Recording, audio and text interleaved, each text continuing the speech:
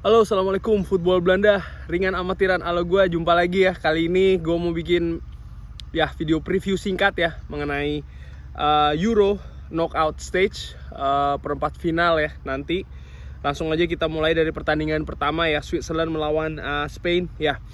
Swiss ini kan secara mengejutkan mampu menyingkirkan Perancis di babak selanjutnya dengan menurut gue sih cukup dramatis juga, di mana pertandingan itu terjadi jual beli gol. Bahkan Perancis sempat unggul 3-1 sampai dengan menit ke-80 sekian. Switzerland mampu bikin 2 gol, adu penalti, boom, selesai Perancis. Favorit gua sebagai yang gua unggulkan menjadi juara disingkirkan oleh salah satu tim yang gua dukung juga ya. Bagaimana melawan Spanyol? Ya, Spanyol ini menurut gua kan juga berpenampilan cukup baik ya, di pertandingan sebelumnya menyingkirkan Kroasia, dan menurut gue cukup luar biasa ya. Kenapa? Karena ya Spanyol sempat tertinggal 1-0 dulu, tapi mereka terus menekan, terus mencari peluang, mereka mencetak gol, bahkan sempat unggul 1-3 sebelum akhirnya disamakan kedudukan ya oleh Kroasia di 5 menit terakhir, dan skor menjadi 3-3 di babak tambahan. Spanyol mampu menutup perjuangannya dengan skor 5-3 ya, dan menurut gua apa yang dimiliki Spanyol ini seperti antitesis yang tidak dimiliki oleh Perancis ya. Switzerland lolos ke babak selanjutnya, ke perempat final menghadapi Spanyol. Menurut gue ada 3 faktor penting. Nomor 1, mereka mampu mencetak gol duluan. Nomor 2, lini belakang Perancis tidak bermain baik ya, terutama Varane ya, lini belakangnya lah secara general ya. Lalu nomor 3, ya tentu saja mereka lebih beruntung ketika melakukan adu penalti ya, dimana mungkin mental mereka lebih bagus. Bagaimana dengan Spanyol? Justru ini yang antitesis ya, keadaannya ini kan hampir sama seperti ketika Prancis disingkirkan oleh Swiss, hampir sama. Artinya mereka tertinggal dulu dari Kroasia, mereka sempat leading 3-1, disamakan di 5 menit terakhir, tapi mereka mampu menuntaskan pertandingan sebelum masuk ke babak adu penalti ya, dimana ini yang Perancis itu tidak bisa lakukan ya. Bagaimana pertandingan nanti menghadapi Switzerland? Well, gua sih di atas kertas ya, ini masih lebih mengunggulkan Spanyol. Kenapa? Walaupun gua mendukung Swiss ya, artinya gua lebih memfavoritkan katakanlah Spanyol untuk lolos ke babak selanjutnya, walaupun gua memfavoritkan Swiss ya, mendukung Swiss. Kenapa? Karena ya ada 3 faktor yang membuat Swiss itu mampu lolos ke babak selanjutnya, dan 3 faktor ini mampu diatasi oleh Spanyol di pertandingan sebelumnya ya.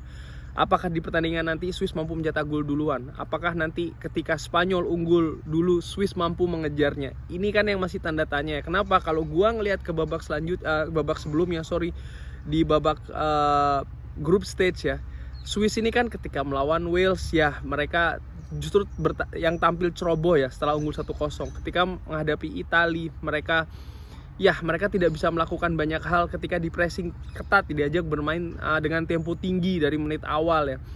Dan ketika melawan Turki ya, Turki lagi down dan Swiss mampu menghajarnya ya. Dan menurut gua Spanyol pastinya nanti akan lebih menguasai possession, menguasai bola, dan kemungkinan mungkin Spanyol ini akan bermain lebih dengan tempo yang lebih tinggi ya dibandingkan dengan Perancis, dan menurut gue ini yang bisa menyulitkan Switzerland ya. Peluang Switzerland untuk lolos sekali lagi kalau mereka mampu menahan Spanyol 2 kali 45 menit di 90 menit tidak kebobolan ya, katakanlah seperti itu, atau kalaupun mereka mampu mencetak gol ya. Menurut gue hanya 2 kondisi ini, dan kondisi lainnya lebih dimiliki oleh Spanyol. Oleh karena itulah gue lebih menjagokan Spanyol di atas kertas untuk mampu menyingkirkan Switzerland. Di pertandingan kedua, Belgia melawan Italia, menurut gue ini akan jadi pertandingan seru ya. Kenapa? Karena ya dua-duanya ini kan merupakan favorit ya, dan kondisi terakhir Belgia ini kan 2 tulang punggungnya, Eden Hazard dan Kevin De Bruyne, belum dapat dipastikan akan main ya. Kalau kita ambil asumsi mereka berdua ini tidak dimainkan, maka ini akan menjadi penurunan lah dari nilai kualitas dari Belgia, bisa dikatakan begitu ya, nilai kekuatan. Sementara Italia akan tampil dengan squad yang penuh ya. Bagaimana peluangnya? Well, ini ada yang unik ya. Jadi begini, Belgia ini menurut gua salah satu tim yang sudah teruji ketika di penyisian grup. Ya, mereka mampu lolos dari 2 tuan rumah ya. Mereka menang melawan 2 tuan rumah, Rusia dan juga Denmark. Di pertandingan terakhir pun mereka juga mampu menang meyakinkan melawan Finland ya, dengan intensitas serangan yang cukup tinggi. Bagaimana melawan Italia? Ya, ini lini belakangnya akan diuji lagi ya. Italia ini menurut gue juga bukan unggulan favorit, tapi juga bukan yang akan dengan mudah lolos ya.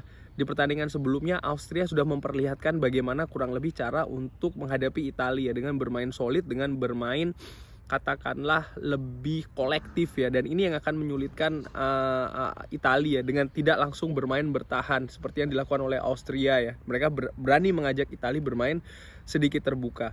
Dan ya menurut gua Austria kemarin itu kalah, salah satu faktor utamanya adalah faktor fisik ya, dimana mereka tidak begitu bagus, dan ini terlihat di ujung babak kedua dan juga ketika perpanjangan waktu ya. Nah, bagaimana ketika melawan Belgia? Menurut gua lini pertahanan Belgia ini akan yang mendapatkan ujian, dan menurut gua sih cenderung masih bisa mungkin ya dengan amatiran, walaupun Italia punya kecepatan.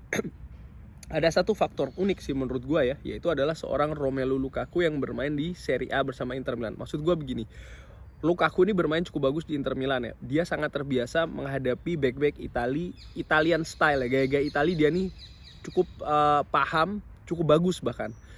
Ini menurut gue yang bisa menjadi salah satu faktor unik di pertandingan nanti ya, dimana Belgia punya pertahanan yang menurut gue cukup solid.